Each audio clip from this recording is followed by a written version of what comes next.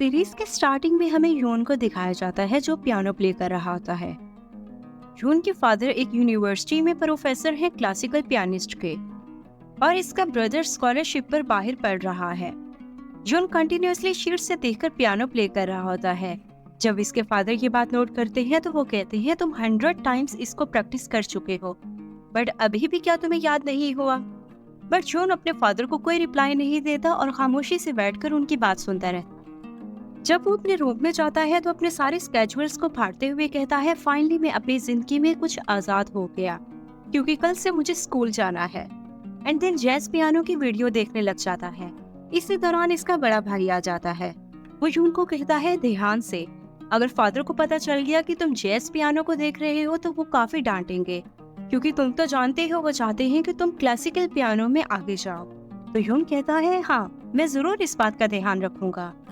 इसके बाद हमें हान को दिखाया जाता है। जैसे ही उसका अलार्म बजता है तो वो फौरन से उठ जाता है और अपना ब्रेकफास्ट करने के बाद स्कूल के लिए निकल जाता है। दूसरी तरफ यून भी स्कूल जाने के लिए निकल जाता है, बट रास्ते में जाके उसे रियलाइज होता है कि उसे तो न्यू स्कूल का रास्ता भी नहीं पता। एंड देन वो सोचता है कि जब मेरे भाई ने मुझे कहा था कि मैं तुम्हें ड्रॉप कर दूंगा तो मैंने उसे कहा था मैं खुद ही चला जाऊंगा, बट शायद मुझे उसकी हेल्प ले लेनी चाहिए। उसी वक्त उसे एक लड़का नजर आता है तो वो उसके पास जाता है और उससे पूछता है कि आपको रास्ता पता है? तो वो कहता है मुझे तो नहीं पता, बट फौरन से एक और लड़का आता है। वो कहता है हाँ मुझे पता है, और वो उसे रास्ता बता देता। बेसिकली ये दोनों कपल हैं और इन दोनों की एक अलग सीरीज है जो कि मैं ऑलरेडी एक्सप्लेन कर चुकी हूँ। अगर आप लोगों में से किसी ने भी नहीं देखी तो मैं उसका लिंक डिस्क्रिप्शन बॉक्स में भी दे दूंगी और फर्स्ट कमेंट में भी। सो प्लीज आप लोग जाकर वो सीरीज देख लें। सीरीज की तरफ वापस आते हैं। यून उन्हें थैंक्स करके आगे चला जाता है। इसके बाद सीन हान की तरफ शिफ्ट हो जाता है। हान जा रहा होता है तो उसका फ्रेंड सीओ उसके पास आ जाता है। वो उसे कहता है कल तुम्हारा बर्थडे है, तुम्हारे कुछ प्लान्स हैं? तो हान कहता है मेरे कोई भी प्लान्स नहीं है। ये बात सुनने के बाद सीओ कहता है मुझे समझ नहीं आती तुम इतनी मूडी क्यों हो? तो हान उसका बाजू बेंड कर देता है। देन सीओ ऐसे प्रिटेंड करता है जैसे उसे बहुत पेन हो रहा हो। ये देखने के बाद हान कहता है क्या मैंने तुम्हें ज्यादा हर्ट कर लिया? तो फौरन से सीओ से तंग करते हुए कहता है मैंने तो मजाक किया। और ये कहने के बाद हान उसके पीछे भागने लग जाता है। जब वो लोग जा रहे होते हैं तो उनका सीनियर सॉन्ग आ जाता है। सॉन्ग को देखने के बाद सीओ कहता है तुम वापस कब आए?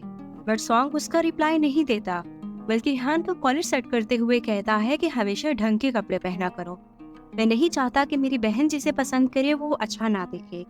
ये सुनने के बाद हान और सीओ वहाँ से चले जाते हैं।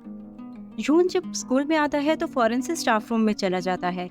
टीचर उन्हें सब बुक्स देती हैं और कहती हैं कि आज तुम स्कूल को विजिट कर लो एंड कल से तुम क्लासेस को ज्वाइन कर लेना।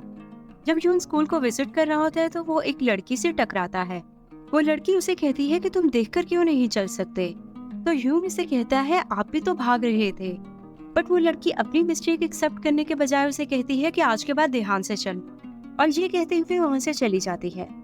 इसके बाद यून म्यूजिक रूम ढूंढने लग जाता है। काफी देर ढूंढने के बाद फाइनली उसे मिल जाता है और वो वहाँ बैठकर पियानो पर जैज म्यूजिक प्ले करने लगता है। हान जब गार्डन में बैठा होता है और जैसे ही उसे पियानो प्ले करने की आवाज आती है तो फौरन से म्यूजिक रूम में आ जाता है। यून का कॉलर पकड़ते हुए कहता है तुम यहाँ कैसे आए? बेटर होगा कि आज के बाद मैं तुम्हें कभी भी यहाँ ना देखूं। अगर मैंने फिर भी तुम्हें यहाँ देखा तो मुझसे बुरा कोई नहीं होगा। ये बातें सुनकर यून तो बहुत ज्यादा डर जाता है और फौरन वहाँ से चला जाता है।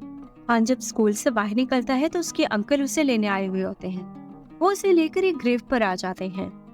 अंकल ग्रेव पर फ्लावर्स का बुके रखते हैं एंड देन हान को कहते हैं कि तुम भी रखो, बट हान तो रखने के बजाय फ्लावर्स फेंक ही देता है। देन अंकल कहते हैं तुम्हें ऐसा नहीं करना चाहिए, चलो तुम इसे कुछ कह ही दो, बट हान तो कोई रिप्लाई दिए बगैर ही वहाँ से चला जाता है।